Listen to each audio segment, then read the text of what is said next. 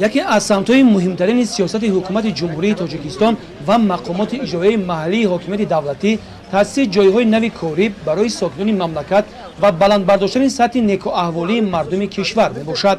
این موضوع در پیام نوبتی پیشوای ملت محترم امامعلی رحمان تحلیل عمیق یافت و در نوبت خود به وزارت‌های مهنت، مهاجرت و شغل اهالی، معارف و این و مقامات اجرایی محلی حاکمیت دولتی دستور داده شد که جهت زیاد نمودن کورس‌های آموزشی برای کلانسالان، جلب بیشتر اهالی به کسب به خصوص بانوان و جوانان با آموزش کسب‌های گوناگون چاره‌های مشخص اندیشند.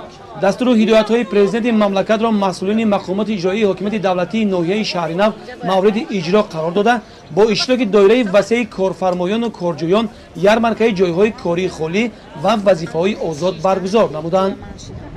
این در یارمارکه زیاده از 20-30 نفر شهروندان با کارهای جمعیتی موسمی موقتی نامزد شده، 30 نفر دختران بانوان خانشین و کورس‌های گوناگون نامزد گردیدند. اینچنین 16 نفر شهروندان حدود جماعت شهرک میده تو اکرم حسن این دیگر ناحیه‌ها این برای کارهای دائمی و خاطر شعبه اگنتی مهنت و شغل اهالی گرفتند.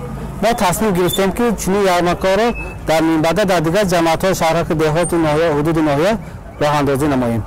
مورد ذکر است که چاره‌بینی مذکور به خاطر تامین جوانان و مهاجران مهنتی به وطن بازگشته تشکیل گردیده بود.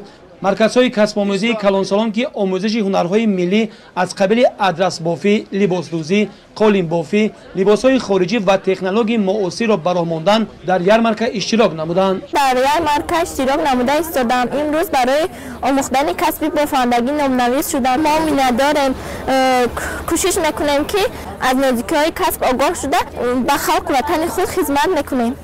برای پس کردن سطح بیکاری اهالی از جانب ریاست اگنتی مهنت و شغل اهالی در ناحیه شهرنو یارمارکه‌های جایهای کاری خالی و وظیفه‌های آزاد به طور دائمی گذرانده می‌شود.